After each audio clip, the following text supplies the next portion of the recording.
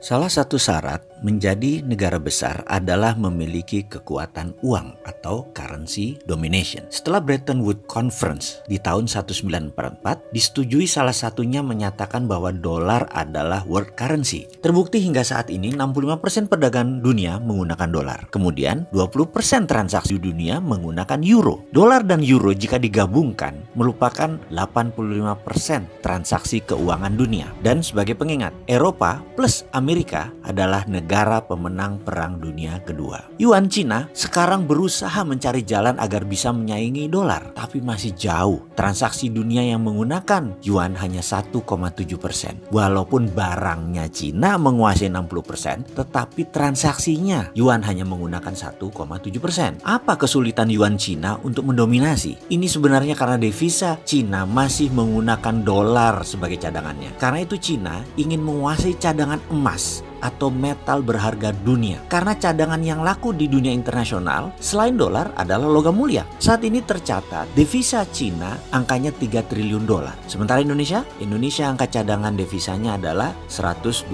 billion dolar. Yang terbanyak dolar tersebut dipegang swasta lagi. Dari 120 billion itu, kita juga belum tahu sudah dihitung dengan hutang nasional belum. Alias kalau kita bayar hutang tersebut jangan-jangan cadangan devisanya nol. Kembali topik bahasan, yaitu currency domination. Ada hal yang di Baltimore, Amerika sering lakukan, yaitu simulasi currency warfare oleh Pentagon. Simulasi currency warfare itu banyak jurusnya. Misalnya di tahun 1977, 1981 ini malah bukan simulasi. Dolar ditebas hingga 50% nilainya. Dalam taktik perang, dolar tadi menggunakan strategi yang namanya dollar reset value. Ini bagian dari currency warfare. Selain mereset value-nya, ada juga strategi lain, yaitu dolar fisiknya diganti. Kalau fisiknya diganti, ya nilainya ikut diganti. Misalnya, mata uang dolar sekarang diganti dengan mata uang yang baru dan nilainya tinggal 50% katakan. Amerika bisa melakukan itu, bisa buat dolar baru. Bagi Amerika, nggak ada masalah karena cadangan dia 78%-nya kuat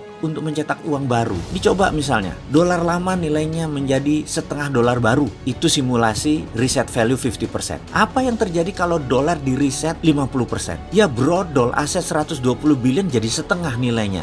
Yang tadinya bisa menghidupi 6 bulan kebutuhan bangsa Indonesia, sekarang cuma 3 bulan. Setelah itu kering dan pasti chaos di mana-mana. Dan apa yang terjadi dengan Cina? Sama persis seperti Indonesia, hanya impact-nya tidak sebesar Indonesia. Mengapa? Begini sederhananya. Kalau kita hidup punya tabungan besar, kita bisa hidup dari dividen tanpa gaji bulanan atau tanpa punya income bulanan. Tetap kita bisa hidup karena tabungan kita besar. Kita bisa invest kemana-mana. Atau sebaliknya, gaji kita bulanannya besar, pendapatan lain-lainnya besar. Kita taruh di saham, punya properti, kita punya multi streaming of income yang besar. Maka walau tanpa tabungan yang besar, kita tetap hidup layak. Cadangan devisa itu adalah tabungan deposito. Surplus trade balance itu multi streaming income. Indonesia cadangan devisanya besar nggak? Kemudian kita tanya lagi, Indonesia perdagangan surplus nggak? Oke, kita jawab sendiri ya, urusan itu nanti ya. Cina bagaimana? Cina begitu currency warfare diterapkan oleh Amerika dengan mereset value dolar yang menerbitkan dolar baru, didiskon 50%, maka cadangan devisa Cina benar tinggal setengahnya. Tetapi karena trade balance Cinanya surplus, maka impactnya tidak telak seperti yang didapat Indonesia. Karena defisit neraca perdagangan kita minus. Sudah itu cadangan kita kecil, kita kepukul. Kalau dipotong 50% kepukul, apalagi dipotong 80%, bangkrut Indonesia. Kembali lagi ke masalah kita. Karena kita